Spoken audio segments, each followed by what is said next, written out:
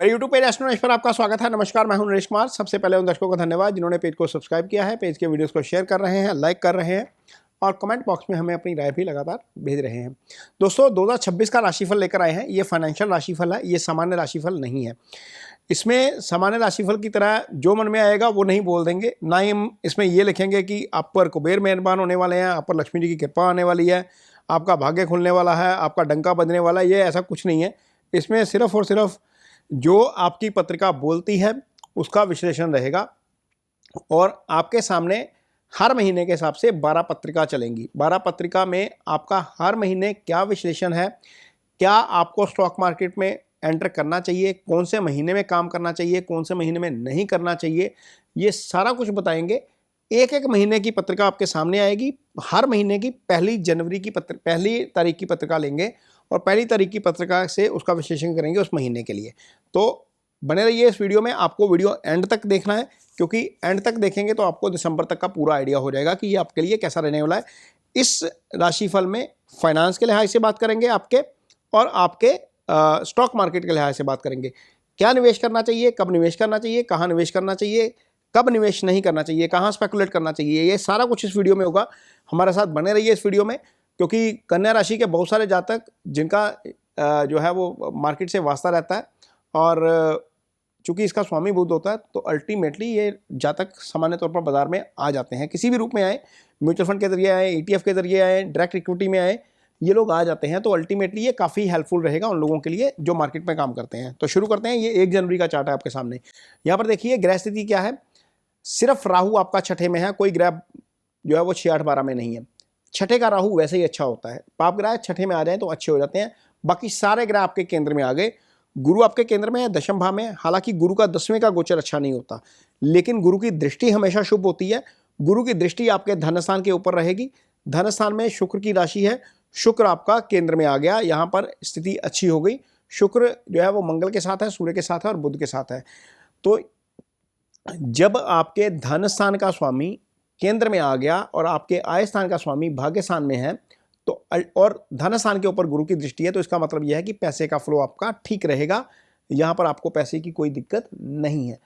राशि के सामने शनि का गोचर हो रहा है। इतना जरूर है कि काम आपके थोड़े से स्लो जरूर हो सकते हैं, लेकिन इसके बावजूद आपको पैसे की दिक्कत नहीं आएगी। इस महीने में यदि आप मुझसे पूछेंगे कि ट्रेड कर सकते हैं तो ट्रेड कर सकते हैं, क्योंकि सिर्फ एक पाप ग्रह आपके 12वें भाव को प्रभावित करता है, वो है केतु, और वो प्लेसमेंट वहीं पर है और यहीं पर रहेगी। ये पूरा साल यहीं पर रहेंगे। 12वें भाव के ऊपर किसी दूसरे पाप ग्रह की दृष्टि नहीं आती, लिहाजा ये समय अच्छा है ट्रेड करने के लिए, किसी भी तरह का स्टॉक मार्केट में इन्वेस्ट करने के लिए। लेकिन मैं पोजिशनल ट्रेड की बात कर रहा हूँ, मैं स्पेकुलेटिव ट्रेड की बात नहीं कर रहा। स्पेकुलेटिव ट्रेड करने के लिए आपको अपनी इंडिविजुअल कुंडली भी देखनी पड़ेगी। वहाँ पर चीज़ें कुछ अलग होती हैं। कई बार आपकी दशा ऐसी चल रही होती है, अंतर्दशा ऐसी चल रही होती है आपकी कुंडली में। ट्रांजिट तो खैर हम पकड़ ही रहे हैं, यहाँ पर ट्रांजिट हर ग्रह का पकड़ आ जाएगा, लेकिन स्पेकुलेटिव ट्रेड से यहाँ पर बचने की सलाह यहाँ पर दी जाएगी आपको। और ये आपके लिए चीज़ें जो है वो थोड़ी सी ठीक रहेंगी, क्योंकि केतु की दृष्टि लगातार आपके 4th हाउस के ऊपर रहेगी। इस महीने में प्रॉपर्टी से संबंधित कोई भी काम करेंगे तो थोड़ा सा जांच परख कर करेंगे। उसका रीज़न समझिए। 4th हाउस आपका एसेट का भाव होता है, इसे सुख स्थान बोलते हैं। यहाँ पर आपका बुध आ गया, अल्टीमेटली राशि का स्वामी यहाँ पर है। इसका मतलब है कि प्लानिंग हो सकती है कि इस महीने में कोई ना कोई रियल एस्टेट से संबंधित काम करेंगे। लेकिन दिक्कत क्या है, 12वें भाव का स्वामी सूर्य भी यहाँ पर आ गया। 12वां लॉस का भाव होता है, खर्चे का भाव होता है, उसके ऊपर केतु की दृष्टि आ गई। मंगल भी यहाँ आ गया, मंगल अष्टमेश है, यानी कि 12वें भाव का स्वामी अष्टम भाव का स्वामी राशि के स्वामी के साथ 4th हाउस में। तो इसका मतलब क्या है, यहाँ पर रियल एस्टेट से संबंधित कोई भी काम करेंगे, गाड़ी की खरीद से संबंधित कोई भी काम करेंगे तो जांच परख के करेंगे, नहीं तो यहाँ पर नुकसान हो सकता है। ये ठीक है कि यहाँ पर गुरु की दृष्टि भी है, लेकिन चूंकि अष्टमेश और द्वादश 12वें भाव का स्वामी दोनों ही साथ में है, तो अल्टीमेटली नुकसान इस भाव का ज़्यादा है। अष्टम का स्वामी जहाँ जाएगा अपना प्रभाव लेकर जाएगा, 12वें का स्वामी जहाँ जाएगा अपना प्रभाव लेकर जाएगा। गुरु की दृष्टि अपना काम करेगी, लेकिन अल्टीमेटली अष्टम और छठे का 12वें का प्रभाव आपके 4th हाउस के ऊपर आ जाएगा, आपकी राशि के ऊपर आ जाएगा। इसलिए पैसा देते वक्त भी, और शनि की दृष्टि भी है, शनि की 10वीं दृष्टि इसके ऊपर है। मंगल, सूर्य, केतु, 4 ग्रह इस भाव को प्रभावित कर रहे हैं। तो रियल एस्टेट से संबंधित कोई भी काम ध्यान से करेंगे, पूरा जांच परख कर करेंगे ताकि किसी भी तरह की धोखाधड़ी ना हो, कोई भी फ्रॉड आपके साथ ना हो पाए। तो ये रहेगा आपके लिए ये वाला जनवरी का महीना। फरवरी के महीने में यदि हम आएंगे तो फरवरी के महीने का चार्ट अब आपके सामने है। यहाँ पर ग्रह आ गए आपके पंचम भाव में। तो पंचम भाव जो होता है कुंडली का दूसरा सबसे शुभ भाव होता है। पंचम को त्रिकोण का भाव कहते हैं। अब यहाँ पर कौन कौन से ग्रह आ गए आपके? शुक्र, मंगल, सूर्य, बुध।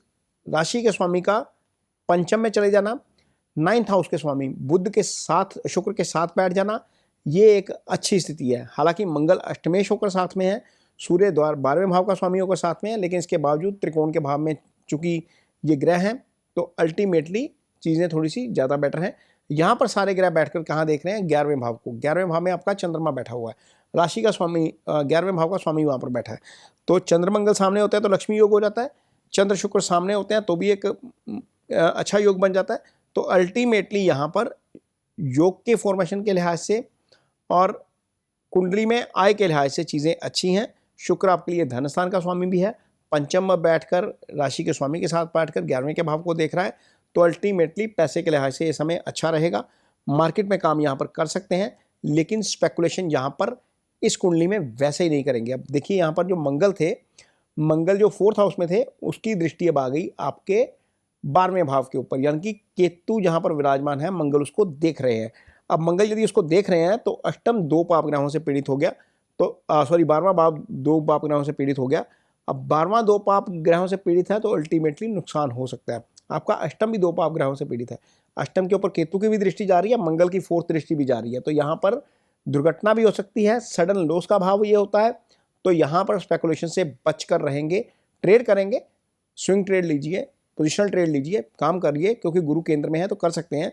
बुध राशि का स्वामी होकर पंचम में है, 11वें भाव को देख रहा है तो कर सकते हैं, लेकिन स्पेकुलेशन बिल्कुल नहीं करेंगे। अचानक से नुकसान यहाँ पर कोई ना कोई हो सकता है। मार्केट के मूव को नहीं समझ पाएंगे, गिरेगा, फिर आप फंसेंगे ऊपर के लेवल पर, फिर नुकसान हो जाएगा, फिर यहाँ पर दिक्कत आ सकती है। तो यहाँ पर ये इस महीने में ट्रेड नहीं करिएगा तो बिल्कुल सोच समझ के स्टॉप लॉस के साथ करिएगा। अगला महीना मार्च का महीना है। मार्च के महीने की पत्रिका अब आपके सामने है। यहाँ पर देखिए सारे ग्रह छठे में आ गए। छठे में राहु के साथ शुक्र आ गया, मंगल आ गया, बुध आ गया, सूर्य आ गया। अब छठे में बुध का गोचर अच्छा होता है, छठे में राहु का गोचर अच्छा होता है, छठे में मंगल का गोचर अच्छा होता है, छठे में सूर्य का गोचर अच्छा होता है। तो अल्टीमेटली सारे ग्रह आपके छठे में आ गए। सिर्फ शुक्र का गोचर यहाँ पर अच्छा नहीं होता। शुक्र यहाँ पर कालपुरुष की पत्रिका में नीच हो जाते हैं, इसलिए यहाँ पर शुक्र का गोचर अच्छा नहीं है। धन स्थान के स्वामी का छठे भाव में चले जाना, इसका मतलब यह है कि कोई ऐसा व्यक्ति आपके पास आएगा जो बोलेगा कि भाई साहब पैसे चाहिए उधार, थोड़े से पैसे दे दो। कर्ज वाली स्थिति, किसी को पैसा दिया नहीं, वो पैसा आपका खत्म हो जाएगा, पैसा आपका वापस नहीं आएगा। किसी की भी लीगल फाइनेंशियल गारंटी इस महीने में नहीं लेंगे। कर्ज वाली स्थिति आ सकती है, यहाँ पर पैसा उधार उठाना भी पड़ सकता है, क्योंकि छठे में इतने सारे ग्रह आ गए। राशि के स्वामी का ही छठे भाव में जाना ना अल्टीमेटली अच्छा नहीं होता। हालांकि बुध का छठे का गोचर अच्छा होता है, लेकिन चूंकि वो राशि का स्वामी है, छठे भाव में आ गया तो अल्टीमेटली क्या करेगा? छठे को एक्टिव कर देगा। छठा रोग का, ऋण का, शत्रु का भाव है। लीगल फाइनेंशियल गारंटी यहाँ पर किसी की नहीं लेंगे। हालांकि यहाँ पर गुरु की दृष्टि है, सारे ग्रहों को गुरु देख रहे हैं, लेकिन इसके बावजूद छठे में इतने सारे ग्रहों का आना रोग को भी निमंत्रित करेगा, ऋण को भी करेगा, शत्रु को भी करेगा। यदि हम दशम भाव की कुंडली बनाएंगे तो ये सारे ग्रह दशम के 9th हाउस में आ जाएंगे। कारोबार के लिहाज से स्थिति अच्छी रहेगी, धन के लिहाज से स्थिति अच्छी रहेगी, लेकिन पैसा कहीं ना कहीं फंस सकता है आपका। इस चीज़ का जरूर ध्यान रखिएगा। इस महीने में स्पेकुलेटिव ट्रेड बिल्कुल नहीं करेंगे, बिल्कुल मना है यहाँ पर, क्योंकि 12वां भाव सारे पाप ग्रहों के प्रभाव में है। अगला महीना देखते हैं अप्रैल के महीने में क्या स्थिति रहती है आपके चार्ट में। तो ये आपके सामने अप्रैल के महीने की कुंडली है आपके सामने। अब अप्रैल देखिए यहाँ पर, अब देखिए यहाँ पर अप्रैल के महीने में सिर्फ सूर्य मूव हुए हैं, सूर्य शनि के साथ आ गए। ये सप्तम भाव है। यहाँ पर ये सप्तम भाव जो होता है ना, ये वैसे आपके पार्टनर का भाव होता है, लेकिन इसको बिजनेस पार्टनर का भाव भी बोलते हैं। वो इसलिए क्योंकि ये दशम का दशम होता है, और दशम के दशम से भी प्रोफेशन का विचार किया जाता है। पार्टनरशिप में होने वाला काम यहाँ पर दशम से ही होता है। तो इस अवधि में कोई भी पार्टनरशिप करनी है तो बिल्कुल सोच समझ के करेंगे, सामने वाले का प्रोफाइल देख कर करेंगे, ताकि कोई दिक्कत ना आए। उसका रीज़न एक ही है, क्योंकि आपके दशम भाव में यानी कि सप्तम भाव में दशम से दशम में सूर्य और शनि 2 पाप ग्रहों का गोचर हो रहा है। 2 पाप ग्रहों का गोचर यहाँ पर अच्छा नहीं है। ये आपके लाइफ पार्टनर के लिए भी अच्छा नहीं है, आपके लिए तो खैर अच्छा है ही नहीं। तो सूर्य क्या कहता है? सूर्य थोड़ा सा एरोगेंस दे देता है। मनमानी के चक्कर में फंस जाएंगे इस महीने में। थोड़ा सा मनमानी कम करिएगा, क्योंकि सूर्य अथॉरिटी भी देगा, एरोगेंस भी देगा। तो एरोगेंस से काम नहीं लेंगे। यहाँ पर अगेन 12वें भाव में सूर्य मंगल राहु मंगल और बुध की दृष्टि है, तो अल्टीमेटली यहाँ पर भी स्पेकुलेशन आपको मना है, यहाँ पर स्पेकुलेट नहीं करेंगे। पोजिशनल ट्रेड लेंगे, गोल्ड सिल्वर में पोजीशन बनाएंगे। गोल्ड सिल्वर के लिए महीना आपको अच्छा नजर आ रहा है। 2 ग्रह ऐसे जो केंद्र में हैं, दोनों ही गोल्ड के कारक हैं। यहाँ पर आपको गोल्ड और सिल्वर में अच्छी कमाई हो सकती है, प्रोवाइडेड यदि आप फिजिकल में लेंगे या आप ETF में लेंगे, क्योंकि यहाँ पर स्पेकुलेशन मना है। MCX पे काम यहाँ पर करने की सलाह आपको नहीं दी जाती। अगले महीने के चार्ट देखते हैं। अगले महीना मई का महीना है। मई के महीने में देखिए क्या स्थिति बनती है। मई के महीने में आप ये चार्ट आपके सामने आ गया मई का। तो मई के महीने में देखिए यहाँ पर सूर्य आपके अष्टम में आ गए और बुध भी आपका अष्टम में, यानी कि राशि का स्वामी अष्टम में चला गया 12वें भाव के स्वामी के साथ। अब 12वें भाव का स्वामी भी अष्टम में, राशि का स्वामी भी अष्टम में। ये अल्टीमेटली लॉस करवाने वाली स्थिति है, ये दुर्घटना वाली स्थिति है, ये अचानक से फ्रॉड हो जाने वाली स्थिति है। ऑनलाइन जो फ्रॉड होते हैं वो इसी कॉम्बिनेशन में होते हैं, क्योंकि ये अष्टम सीक्रेसी का भाव होता है। राशि का स्वामी 12वें चला गया, 12वां भाव जो खर्चे का भाव है उसके स्वामी के साथ आ गया, उसके ऊपर कोई शुभ प्रभाव नहीं है। तो अल्टीमेटली क्या हुआ, केतु का प्रभाव भी उसके ऊपर है। तो 3 जो बुध पापी के साथ आकर पापी हो जाता है, 3 पाप ग्रहों का प्रभाव आ गया, उसमें आपकी राशि का स्वामी भी बीच में ही है। तो ये फंस गया यहाँ पर आकर, तो अल्टीमेटली ये नुकसान वाली स्थिति है। हालांकि शुक्र का भाग्यस्थान में अपनी राशि में जाना अच्छा है, ये आपको अच्छी स्थिति में लेकर आएगा, लेकिन इसके बावजूद आप जो है वो स्पेकुलेटिव ट्रेड मत करिएगा, यहाँ पर नुकसान आपको हो सकता है। अष्टमेश का मंगल, अष्टमेश आपकी राशि को देख रहा है। अष्टमेश अगेन लॉस वाला भाव है। राशि का स्वामी अष्टम में, अष्टम का स्वामी राशि को देख रहा है, अष्टम का स्वामी आपके धन स्थान को भी देख रहा है। तो धन की हानि का योग यहाँ पर बनता है। हालांकि गुरु की दृष्टि धन भाव के ऊपर है, लेकिन इसके बावजूद थोड़ा सा सावधान रहेंगे। किसी भी अननेसेसरी लिंक को क्लिक नहीं करेंगे, किसी के साथ अपना OTP शेयर नहीं करेंगे, कोई भी आपका फाइनेंशियल पासवर्ड है उसको लगातार सिक्योर रखेंगे, चेंज करते रहेंगे इस महीने के दौरान, ताकि आप किसी भी तरह की फिशिंग का शिकार ना हो जाए। और यदि स्टॉक मार्केट में आप काम करते हैं तो थोड़ा सा संभल कर करेंगे। 2 पाप ग्रह केंद्र में है, अष्टम में पाप ग्रह हैं, अष्टम का ज़्यादा प्रभाव है, तो नुकसान यहाँ पर संभव है, इसलिए यहाँ पर बहुत संभल कर काम करना पड़ेगा मार्केट में। तो अब आते हैं, देखते हैं जून का महीना कैसा रहेगा। जून का महीना कन्या राशि के जातकों के लिए देखिए ये कुंडली कितनी शानदार बनी है। शुक्र, बुध और गुरु तीनों ही केंद्र में। बुध अपनी राशि के अपने भाव में, राशि के स्वामी होकर 10वें भाव में, गुरु के साथ, धन के कारक हैं गुरु, आय स्थान के कारक हैं गुरु, दोनों केंद्रों के स्वामी हैं गुरु, और शुक्र जो धन भाव के स्वामी हैं। अल्टीमेट कुंडली बनी है। भाग्यस्थान का स्वामी आपके राशि के स्वामी के साथ, ये केंद्र त्रिकोण राजयोग की स्थिति, और बहुत अच्छा चार्ट। ये मीन्स ये वाला महीना आपका जून का अच्छा रहना चाहिए। लेकिन इसमें एक नेगेटिव पोजीशन ये है कि मंगल अष्टम में आ गए और उसके ऊपर केतु की दृष्टि आ गई। कोई भी गाड़ी चला रहे हैं, कुछ भी कर रहे हैं, सावधानी जरूर बरतिएगा। यहाँ पर आपको दुर्घटना का खतरा है। बॉडी के लोअर पोर्शन के ऊपर कोई ना कोई दिक्कत आ सकती है। वेट हैवी मत उठाइएगा इस महीने में, यहाँ पर आपको प्रॉब्लम हो सकती है। लेकिन जो लोग मार्केट में काम करते हैं उनके लिए ये समय बहुत अच्छा है, बहुत अच्छे ट्रेड मिलेंगे। रीज़न ये है कि बाजार को चलाने वाले तीनों ही ग्रह, शुक्र धन के कारक, गुरु बाजार के कारक, बुध बाजार के कारक, तीनों ही ग्रह केंद्र में, और राशि का स्वामी भी बुध आपके। अल्टीमेट स्थिति बनी है यहाँ पर। और सबसे बड़ी बात यह है कि गुरु की दृष्टि यहाँ पर धन भाव के ऊपर है, तो ये एक स्थिति अच्छी हो जाएगी। हालांकि ये 1 जून की कुंडली है, 2 जून को गुरु आगे निकल जाएंगे। आगे भी निकलेंगे तो उच्च के हो जाएंगे, अपने भाव में चले जाएंगे। गुरु 11वें के कारक होते हैं। तो ये स्थिति आपके लिए पैसे के लिहाज से, धन के लिहाज से, मनी के फ्लो के लिहाज से, मार्केट में ट्रेड के लिहाज से बहुत अच्छी बन रही है। सिवाय एक चीज के, अष्टम का एक्टिवेट होना। अष्टम 2 पाप ग्रहों से एक्टिवेट है, यहां पर जरूर सावधान रहेंगे। उसके एक तरफ शनि है, दूसरी तरफ सूर्य है, पाप कर्त्री में भी है। अपनी सेहत का जरूर ध्यान रखिएगा, गाड़ी धीमी चलाइएगा, सीक्रेसी कॉम्प्रोमाइज हो सकती है आपकी, ये जरूर ध्यान रखिएगा। अदरवाइज ये चार्ट बहुत अच्छा बनता है। केंद्र में इतने सारे शुभ ग्रह का आ जाना अल्टीमेटली अच्छा है। शनि कहने को अशुभ ग्रह है, लेकिन वो भी पंचमेश है। पंचमेश होकर शनि देख रहे हैं और लगन के राशि के मित्र हैं। बुध और शनि आपस में मित्र होते हैं। तो अल्टीमेटली ये एक ठीक ठाक चार्ट बन गया, बहुत अच्छी स्थिति बन गई। इस महीने में प्रॉपर्टी से संबंधित खरीद के सौदे आपके हो सकते हैं। रियल एस्टेट, क्योंकि सुख स्थान 3 शुभ ग्रहों ने एक्टिव कर दिया, तो यहाँ पर आपको रियल एस्टेट से संबंधित चीजें बहुत अच्छी मिलेंगी। अच्छे भाव मिल सकते हैं, प्रॉपर्टी भी आपको अच्छी मिल सकती है। यहाँ पर थोड़ा सा आपको काफी इसका फायदा होता हुआ नजर आ सकता है। अगला महीना जुलाई का महीना है। जुलाई के महीने में देखिए क्या स्थिति रहती है आपके चार्ट में। अब जुलाई के महीने में क्या हो गया, ये स्थिति ज्यादा अच्छी हो गई, बेटर हो गई इससे भी ज्यादा, क्योंकि गुरु बुध और शुक्र एक साथ आ गए। गुरु यहाँ पर उच्च के हो गए, बुध यहाँ पर साथ में, राशि के स्वामी होकर 11 आ गए। राशि का स्वामी 11 में, गुरु के साथ और शुक्र के साथ। धन स्थान का स्वामी, राशि का स्वामी दोनों ही मिलकर आय स्थान में चले गए, आय स्थान के कारक के साथ चले गए। ये पैसे के लिहाज से बहुत अच्छी स्थिति है। यहाँ पर तीनों ग्रह पंचम भाव को देख रहे हैं, ये इजी गेंस का भाव होता है। बाजार में जो लोग काम करते हैं यहाँ पर इनको बहुत फायदा हो सकता है और यहाँ पर पोजीशन आपकी अच्छी रहेगी। सूर्य यहाँ पर आपकी कुंडली में दशम भाव में, सूर्य यहाँ पर आकर दिग्बली हो जाते हैं।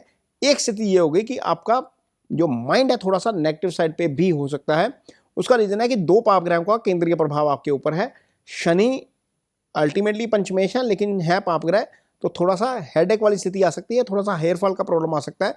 अदरवाइज ये महीना पैसे के लिहाज से, मनी के फ्लो के लिहाज से, चूंकि हम फाइनेंशियल राशिफल की बात कर रहे हैं, उसके लिहाज से बहुत अच्छा है। संतान की तरफ से अच्छी खबर आ सकती है, संतान हो सकती है, शादी होने का भी यहाँ पर योग बनता है, क्योंकि राशि का स्वामी सप्तम का स्वामी दोनों एक साथ, दोनों ही बैठकर पंचम को देख रहे हैं। लाइफ में कोई नहीं है तो लाइफ में कोई आ भी सकता है। तो अल्टीमेट ये महीना रहेगा, जुलाई का महीना आपके लिए बहुत अच्छा रहना चाहिए जितने भी कन्या राशि के जातक हैं। यदि मैं कहूं कि 2026 का बेस्ट पीरियड जून जुलाई है तो शायद ये गलत नहीं होगा, क्योंकि ट्रांजिशन के लिहाज से ये महीने 2 आपके लिए बहुत अच्छे जो है वो नज़र आ रहे हैं। मैं सिर्फ गोचर के लिहाज से बोल रहा हूँ, क्योंकि हर व्यक्ति की कुंडली में इस राशि के कोई ना कोई अंतर्दशा या महादशा चल रही होगी। ये डिपेंड करेगा कि वहाँ पर आपका अंतर और महादशा में जो प्लैनेट चल रहा है वो आपकी कुंडली में कैसा है। लेकिन यदि मैं गोचर की बात करूं तो ये मुझे साल का बेस्ट गोचर नजर आता है, जून और जुलाई का महीना कन्या राशि के जातकों के लिए। और आगे देखते हैं आपके लिए अगस्त का महीना क्या लेकर आया। अगस्त के महीने में क्या स्थिति आपकी रहेगी। अगस्त के महीने में आप देखिए यहाँ पर आपके सूर्य आ गए 11वें भाव में और गुरु के साथ आ गए। गुरु उच्च का है और सूर्य यहाँ पर आकर, सूर्य चूंकि पाप ग्रह है तो पाप ग्रह 11वें भाव में अच्छे होते हैं। राहु यहाँ पर छठे में बैठे हैं, ये अच्छा है। शुक्र अब धन भाव का स्वामी आपकी कुंडली में राशि के ऊपर से आ गया। कहने को शुक्र यहाँ पर नीचे है, लेकिन शुक्र की स्थिति यहाँ पर मजबूत होती है। चूंकि धन भाव का स्वामी है, चूंकि भाग्यस्थान का स्वामी है, इसलिए इसको शुभ ग्रह की तरह ट्रीट करेंगे। अब ये जो कॉम्बिनेशन बना है, ये ऐसा कॉम्बिनेशन बना है, राशि का स्वामी दशम में, पंचम स्थान का स्वामी और आपके 9th हाउस का स्वामी दोनों एक दूसरे को दृष्टि दे रहे हैं। पंचम का स्वामी शनि हो गया, केंद्र में बैठ गया, और आपका भाग्यस्थान का स्वामी शुक्र हो गया, वो आपकी राशि के ऊपर से बैठकर दोनों आपस में एक दूसरे को देख रहे हैं। ये एक आइडियल पोजीशन है और ये एक अच्छी स्थिति है किसी भी व्यक्ति के लिए, काम के लिहाज से, कारोबार के लिहाज से, पैसे के लिहाज से। अल्टीमेटली यहाँ पर चीज़ें बहुत अच्छी होती हुई नजर आएंगी। और यहाँ पर मंगल अच्छी पोजीशन में आ गए। 9वें घर जब मंगल आवे, 9 घरों का मंगल पावे, तो ये अगस्त का महीना भी आपके लिए पैसे के लिहाज से ठीक ठाक रहने वाला है। हाँ, खर्चे थोड़े से जरूर आपके बढ़ सकते हैं। उसका रीजन ये है कि मंगल की जो दृष्टि है, 4th एस्पेक्ट, वो आपके 12वें भाव के ऊपर जा रही है। वहां पर केतु ऑलरेडी विराजमान है, तो खर्चे थोड़े से बढ़े हुए नजर आएंगे आपको, लेकिन इसके बावजूद पैसे का फ्लो नहीं टूटेगा, पैसा आपको आता रहेगा अगस्त के महीने में। अब अगला महीना सितंबर का महीना, इसकी कुंडली अब आपके सामने है। अब यहाँ पर देखिए क्या बदलाव हो गया। आपकी राशि का स्वामी 12 चला गया, आपका सूर्य 12 चला गया और आपका केतु अल्टीमेटली यहाँ पर 12 में ही बैठा है। तो 12वें भाव का स्वामी 12 में, केतु 12 में, राशि का स्वामी 12 में। ये आइडियल नुकसान वाली स्थिति है। ये व्यय का भाव होता है, अननेसेसरी कुछ ना कुछ खर्चे आपको जरूर आएंगे। इस महीने में खर्चों से थोड़ा सा बच के रहना पड़ेगा, या यूँ कह लीजिए कि खर्चों के लिए पैसे मैनेज करने पड़ेंगे। जो जून जुलाई का अच्छा टाइम आया था ना, उस महीने में थोड़ा सा पैसा अक्यूमुलेट कर लीजिएगा, ताकि ये स्थिति आए तो आपके पास प्रॉब्लम ना हो। ये स्थिति आएगी तो ज़्यादा दिक्कत आ जाएगी, क्योंकि ये हुआ क्या है, आपकी राशि का स्वामी 12 में बैठ गया, 12वें भाव के स्वामी के साथ बैठ गया, केतु के साथ में बैठ गया। ये तीनों देख रहे हैं छठे भाव को। ये रोग का भाव है, ऋण का भाव है, शत्रु का भाव है। इस महीने में किसी को पैसा उधार नहीं देंगे, अनसिक्योर्ड पैसा बिना कोई चीज प्लेज किए नहीं देंगे। यहाँ पर पैसा आपका फंस जाएगा। इस महीने में किसी की लीगल फाइनेंशियल गारंटी नहीं लेंगे। अगला बंदा निकल जाएगा, आप फंस जाएगा। कोई व्यक्ति आएगा, भाई साहब मुझे होम लोन लेना है, मेरी गारंटी डाल दीजिए। बैंक में आप गारंटी डालेंगे, वो एनपीए करेगा, बैंक आपके पीछे भागता फिरेगा। ये काम मत करिएगा इस महीने में, ये स्थिति अच्छी नहीं है। ये महीना आपके लिए खर्चे के लिहाज से बहुत थोड़ा सा सेंसिटिव रहने वाला है। हाँ, इतना जरूर है कि मंगल यहाँ पर आपकी कुंडली में दशम में है, मंगल यहाँ पर दिग्बली हो जाते हैं, तो अल्टीमेटली काम में आपका मन लगेगा, काम में आप पूरी एनर्जी के साथ काम करते हुए नजर आएंगे। मंगल का प्रभाव आपके कार्यस्थल पर आपको जरूर देखने को मिलेगा। बाकी पैसा, धन का भाव का स्वामी शुक्र यहीं पर रहेगा। अल्टीमेटली वो स्थिति अच्छी है, क्योंकि ये योग इस महीने में भी नहीं टूटा, और आपका भाग्यस्थान का स्वामी और पंचम का स्वामी दोनों एक दूसरे को देख रहे हैं। ये एक डिफेंडर हो जाएगा इस महीने का। अदरवाइज यहाँ पर स्थिति 12वें भाव की अच्छी नजर नहीं आती। जो लोग स्टॉक मार्केट में काम करते हैं बिल्कुल स्पेकुलेशन मत करिएगा, यहाँ पर फंस जाएंगे और लंबे फंसेंगे। Future option, call put, MCX कुछ मत करिएगा, क्रिप्टो मत करिएगा, यहाँ पर फंसे तो फिर आपको भागने की जगह नहीं मिलेगी। ठीक है, अगला महीना अक्टूबर का महीना। अक्टूबर के महीने में देखते हैं क्या स्थिति बनती है। यहाँ पर सूर्य आपके राशि के ऊपर से आगे, यहाँ पर सूर्य आपको अगर एरोगेंस दे सकते हैं, यहाँ पर आप थोड़े से अथॉरिटी में भी आ जाएंगे लेकिन एरोगेंस में भी आ जाएंगे। सूर्य की एक नेचर होती है, वो अथॉरिटी दे देता है लेकिन थोड़ा सा एरोगेंस भी दे देता है। यहाँ पर स्थिति अच्छी क्या हुई है, शुक्र और बुध दोनों ही आपके धन स्थान में, यानी कि राशि का स्वामी धन स्थान में, धन स्थान के स्वामी के साथ गुरु आय स्थान में उच्च का, मंगल आपके 11 में, मंगल का 11 का मंगल अच्छा होता है। ठीक है, ये स्थिति अच्छी है, लेकिन दो पाप ग्रहों का केंद्र में आना आपकी अपने व्यवहार के लिए अच्छा नहीं है। उसका रीजन ये है कि व्यवहार मैं इसलिए बोल रहा हूं क्योंकि मंगल आपके वाणी वाले भाव को देख रहे हैं, फोर्थ एस्पेक्ट से, ये धन का भाव भी होता है, और सूर्य आपके लगन में है यानी कि राशि के ऊपर से, राहु की दृष्टि आपके धन भाव के ऊपर जा रही है। अब दो पाप ग्रह मंगल और राहु ने आपका वाणी वाला भाव पीड़ित कर दिया। सूर्य आपके सिर पर बैठ के आपका एरोगेंस इस महीने के दौरान आपकी वाणी में झलकेगा, इससे आपको नुकसान होगा। ये मत करिएगा। कोई भी डिसीजन लेने से पहले, कुछ भी करने से पहले एक सलाह किसी रिलायबल व्यक्ति की जरूर लीजिए, क्योंकि पाप प्रभाव ज़्यादा है, पाप प्रभाव में फंसेंगे, कुछ ओवर रिएक्ट करेंगे, वहाँ पर नुकसान हो सकता है। हालांकि धन की स्थिति ठीक है, मैं बार बार बता रहा हूँ, लेकिन व्यवहार के लेवल के ऊपर यहाँ पर चीज़ें ठीक नहीं है, यहाँ पर दिक्कत हो सकती है। अगला महीना नवंबर का महीना है। नवंबर के महीने में देखिए क्या स्थिति बनेगी। नवंबर में आपके राशि जो है वहाँ से सूर्य का प्रभाव हट जाएगा। वैसे तो ये 15 अक्टूबर को ही हट जाएगा, लेकिन ये नवंबर का चार्ट है, चूंकि पहली नवंबर का चार्ट है तो अल्टीमेटली यहाँ से प्रभाव हट जाएगा। मंगल की फोर्थ दृष्टि यहीं पर रहेगी आपके धन भाव के ऊपर। सूर्य अब आपके धन भाव के ऊपर आ गए, राहु अब आपके धन भाव के को देख रहे हैं। इसका मतलब ये हो गया कि धन भाव 3 पाप ग्रहों के प्रभाव में आ गया। 2 शुभ ग्रह वहां पर बैठे हैं, बुध और शुक्र, उसको न्यूट्रलाइज करेंगे। अब यहां पर चार्ट में क्या हुआ, गुरु आपके 12वें में चले गए। ये नवंबर के महीने में हुआ है। 30 अक्टूबर को गुरु यहां पर 12 चले जाएंगे। अब आय स्थान का कारक, धन स्थान का कारक आपके 12 में चला गया और आपके फोर्थ हाउस का स्वामी ये 12 में चला गया। ये स्थिति अच्छी नहीं है, ये स्थिति बाजार के लिए भी अच्छी नहीं है, क्योंकि यहाँ पर शनि से देखेंगे तो गुरु केतु 6 एक्सिस में, शनि से देखेंगे तो बुध सूर्य शुक्र 6 एक्सिस में, और मंगल से देखेंगे तो मंगल राहु 6 एक्सिस में। ये स्थिति अच्छी नहीं है, ये बाजार के लिए अच्छी नहीं है। बाजार आपको यहाँ पर गिरता हुआ नजर आएगा। लेकिन और यहाँ पर स्पेकुलेशन बिल्कुल नहीं करेंगे, क्योंकि जिस ग्रह ने पैसा देना वो आपके 12 में चला गया, राहु के तो एक्सिस में चला गया, केतु के नक्षत्र में चला गया। ये स्थिति अच्छी नहीं है। यहाँ पर बिल्कुल स्पेकुलेट नहीं करेंगे, बाजार में बिल्कुल संभल कर चलेंगे। यहाँ पर पैसा कैश में रखेंगे, कैश में आगे आपको मौके जरूर मिलेंगे। पैसे का नुकसान यहाँ पर हो सकता है, ये चार्ट बता रहा है। चार्ट इसलिए बता रहा है क्योंकि राहु की दृष्टि धन भाव के ऊपर, सूर्य धन भाव के ऊपर, 12वें भाव का स्वामी, खर्चे वाले भाव का स्वामी धन भाव के ऊपर, और मंगल की दृष्टि धन भाव के ऊपर, 3 पाप ग्रह धन को प्रभावित करते हुए यहाँ पर नुकसान होने के चांसेस ज्यादा है। केंद्र यहाँ पर खाली हो गया लगभग, शनि सिर्फ यहाँ पर केंद्र में है, तो यहाँ पर बहुत संभल कर चलना पड़ेगा। खासतौर पर पैसे के मामले में खर्चे थोड़े से ओवर हो जाएंगे, धन की हानि हो सकती है, तो थोड़ा सा जरूर ध्यान में रखना पड़ेगा। नवंबर का महीना बहुत सेंसिटिव है कन्या राशि के जातकों के लिए। खासतौर पर जो मार्केट में काम करते हैं, लॉन्ग पोजीशन में मत बैठिएगा। यहाँ पर लॉन्ग पोजीशन में बैठना नुकसानदायक हो सकता है आपके लिए, क्योंकि आपकी कुंडली इस तरीके का जो है वो इंडिकेट कर रही है। आगे देखेंगे दिसंबर का महीना कैसा रहता है। दिसंबर के महीने में स्थिति थोड़ी सी चेंज होती है। सूर्य आपके 3रे भाव में आ जाते हैं और सूर्य यहाँ पर जो है वो शुभ गोचर में होते हैं। राहु यहाँ पर शुभ गोचर में है, सूर्य यहाँ पर शुभ गोचर में है। शुक्र बुध यहाँ पर धन भाव में ही रहेंगे, लेकिन इसके बावजूद आपका 12वां भाव पाप ग्रहों के प्रभाव में है। गुरु आपका पाप ग्रहों के प्रभाव में है। मंगल केतु गुरु के केंद्र में, गुरु जो है वो 3 पाप ग्रहों के बीच में फंस गया, राहु केतु और मंगल के बीच में। शनि की स्थिति यहाँ पर यही रहेगी, लेकिन खर्चे वाला भाव ज़्यादा एक्टिव है, खर्चे आपके बड़े रहेंगे। इस महीने में भी स्पेकुलेशन का ट्रेड बिल्कुल नहीं करना चाहिए। कोई भी पोजीशन आपने लेनी है तो वेट करके लीजिएगा। बॉटम थोड़ा सा नीचे बनेगा, बाजार में नीचे गिरावट आपको देखने को मिलेगी, कुछ चीज़ें आपको सस्ती मिलेंगी, वहीं पर खरीदिएगा। अदरवाइज यहाँ पर चीज़ें दिक्कत भरी आपको हो सकती हैं, क्योंकि यहाँ पर शुभ ग्रह केंद्र त्रिकोण में नहीं है। अब देखिए त्रिकोण भी खाली है, केंद्र भी खाली है, इसलिए यहाँ पर आपको दिक्कत हो सकती है। और ये आपको जरूर ध्यान रखना है, ये नवंबर दिसंबर का महीना खासतौर पर नुकसान वाला हो सकता है। जैसे मैंने बताया ना कि जून जुलाई के महीने अच्छे हो सकते हैं, नवंबर दिसंबर जाते जाते कोई ना कोई नुकसान आपको कर जाएगा, इसलिए सावधानी यहाँ पर बहुत अपेक्षित है। तो ये कन्या राशि के जातकों के लिए 12 के 12 महीने का राशिफल है। ये वीडियो आपको कैसा लगा इस पर कमेंट बॉक्स में अपनी राय जरूर दीजिए। यदि वीडियो अच्छा लगे तो इसे शेयर जरूर करिए, पेज को सब्सक्राइब जरूर करिए। इसके साथ ही मुझे दीजिए इजाजत। नमस्कार।